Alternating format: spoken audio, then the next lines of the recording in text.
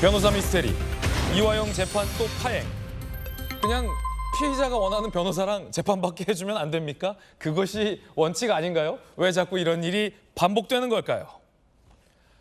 이화영 전 부지사의 어제 재판은 사실 매우 중요한 재판이었습니다. 이화영 전 부지사가 최근 검찰에서 번복한 그 진술을 검찰 입장에서는 법원에서 확인하고 싶어 했던 너무나도 중요한 재판이었습니다.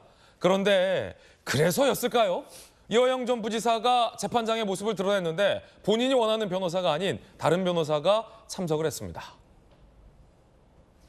민변 변호사도 내친 이화영이라는 제목의 기사가 오늘 많습니다. 어제 이화영 재판에 참석한 변호인은 김영태 변호사였습니다. 법무법인 덕수 소속이었는데 이화영 전 부지사가 원하는 건 해광 소속의 변호사들을 원했던 거죠. 지난번 아내가 해광 변호사 사임하려 했다가 남편이 이를 거부했죠. 어쨌든 해광이 아닌 덕수 소속의 김영태 변호사가 어제 재판에 왔습니다. 민변 출신이고 이화영 변호인단 중 한 명이긴 합니다만 그동안 잘 법정에 출석하지 않았던 변호사라고 합니다. 과거 이재명 대표의 선거법 위반 사건 변호인으로 이름을 올렸던 분이기도 합니다. 친명계 변호사? 법조계에선 그런 얘기도 언급된다는 보도도 있습니다.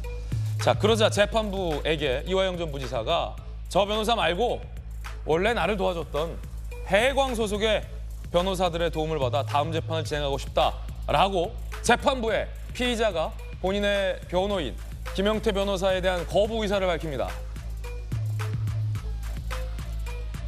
그러자 김영태 변호사가 재판부에게 잠시 휴정해주면 이화영 부지사를 설득하겠다라고 했지만 결국 이화영 부지사가 김형태 변호사를 거부하는 일이 어제 있었습니다. 결국 재판은 별다른 소득 없이 끝났습니다.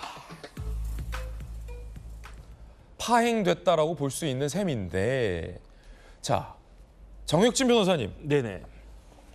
이 미스테리한 일이에요. 그러면 이화영 전 부지사가 원하는 해광, 아내가 그 사임하려고 했다가 네네.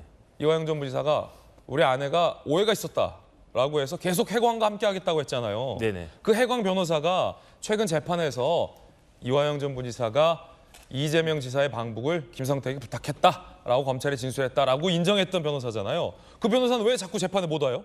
어제도 못 왔다면서요. 글쎄요, 저 같아도 사실은 이제 그만하고 싶을 것 같아요. 다 그만두고 싶다? 예, 왜냐하면 제일 열심히 한 변호사가 그 해광의 서 변호사님인데 열심히 일해놓고 제대로 대접도 못 받고 오히려 피고인의 부인한테 이상한 욕 같은 것도 얻어먹고 그러니까 더 이상 하고 싶은 그런 마음이 들까 하는 생각이 들어서 차라리 이제 울고 싶은데 뺨 때려준다고 나 해임시켜주면 제일 좋겠다라고 생각을 할 것 같은데 지금 이화영 부지사 입장에서는 서 변호사 말고는 제가 봤을 때 믿을 사람이 없어요. 예. 경기도 지사했던 이재명 대표 더 못 믿겠고 그다음에 부인은 사실은 저만 하나만 찍으면 남 아니겠습니까? 그래도 또 아내는 또 믿어야죠. 그런데 지금 믿을 수 있는 상황이 객관적으로 아닐 것 같고 아내한테 막 혼나고 있잖아요. 예. 내가 더 힘들어 죽겠는데 이빨도 빠지고 그래서 힘들어 죽겠는데 아내는 내 마음을 알아주기는커녕 오히려 막 당신 왜 이러냐 이렇게 이야기를 갖다 하고 거기에다가 한술 더 떠가지고 법무법인 덕수에 이제 김영태 변호사님 나오셔가지고 김 변호사님이 민변 창립 멤버예요. 민변 창립 멤버군요. 민변이 처음 만들어졌을 때 그 창립 멤버 몇 명 안 됐는데 그때 이제 군사정부 시절이었거든요. 그때 창립 멤버고 변호사 경력이 한 40년 가까이 되시는 그런 예. 분이에요. 그런데 그런 분이 딱 나타나가지고 내가 하지도 않은 말.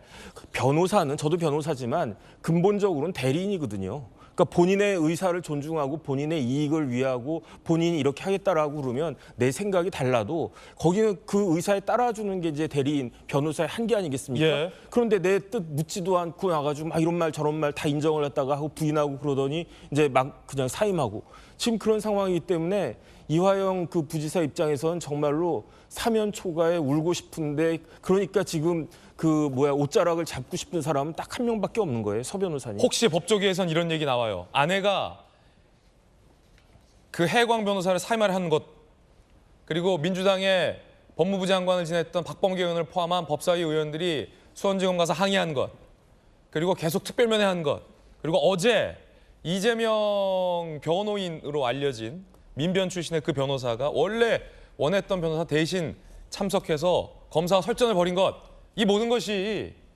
이화영의 입을 막기 위한 것 아니냐. 법조계에서 이런 의혹 오늘 아침 당장 나오는데 어떻게 보세요? 이화영 부지사 재판은 정상적으로 쭉 굴러왔어요. 정상적으로 굴러왔다가 언제부터 이상해졌느냐? 이화영 부지사가 검찰에서 진술 조서를 냈을 때부터 이상해졌어요. 그때부터 마치 그 재판이 불난집에 호떡집에 불난 것처럼 막 요란해지기 시작하더니 그러니까 이제 7월 25일 날 원래 굉장히 중요한 재판이었는데 그날 공전됐죠. 못 나오게 해가지고 그다음에 어제가 그렇기 때문에 어제는 제대로 굴러가겠지 했는데 갑자기 김영태 변호사님 나와가지고 여태까지 그 검찰 증언 같은 거 다 진술을 못 믿겠다 다 부인해버리니까 또 그것도 또 공전됐죠. 해광이 아닌 어제 또 덕수가 와서 검찰이랑 설전하면서 공전됐다. 그렇죠. 그런데 사실은 재판 전략이거든요. 저도 제 클라이언트를, 제 의뢰인을 위해서 일부러 재판을 좀 늦게 하는 게 좋겠다 싶으면 지연할 수도 있어요. 그런데 지금 중요한 거는 재판이 벌써 2번이나 공전돼서 다음 재판 기일 언제인가 찾아봤더니 8월 22일이에요. 그냥 한 달 그냥 딱 잘라 먹은 거거든요. 예. 그러면은 이렇게 그 재판이 지연이 된 것이 만약에 그게 이화영 부지사, 피고인 이화영 부지사를 위한 재판 지연이었다라고 하면 아니 그 변호인이 잘했다라고 할 수 있는데 이건 누가 보더라도 이화영을 위한 재판 지연이 아니고 제3자를 위한 재판 지연이기 때문에 제3자는 누구라고 보십니까? 재명 그 대표가 아닐까 하는 생각이 저는 드는데 그렇기 때문에 지금 변호사가 그렇게 하면 안 되는 거거든요. 예. 변호사는 자기의 의뢰인의 이익을 위해서 최선을 다하는 거지 의뢰인의 불이익을 위해서 제3자의 이익을 위해서 일을 하는 변호사는 사실은 그 변호사 윤리에도 부합하지 않는 것이 아닌가 저는 그런 생각이 들어서 예. 제일 중요한 건 뭐냐면요. 이화영 부지사가 진술을 번복하지 않을 거예요. 그러니까 이미 진술을 번복했잖아요. 그 진술을 번복한 진술을 재번복하지 않을 거라고 저는 생각이 드는 게 만약에 이화영 부지사가 지난번에 내가 뭐 그 이재명 대표한테 보고하고 어쩌고저쩌고 한 거 다 이제 그 거짓말이었고 어쩔 수 없이 한 이야기였다라고 했다라고 하면 재판이 공전이 됐겠습니까? 지난번 재판 그 어제 재판도 제대로 갔을 알겠습니다. 텐데. 그건 좀 잠시 네. 후에 얘기 들어볼게요.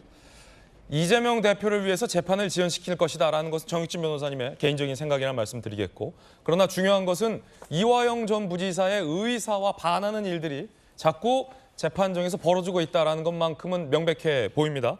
이화영 전 부지사를 위하는 일들은 이화영 전 부지사 입장에서는 아닌 것 같다는 생각이 들어요.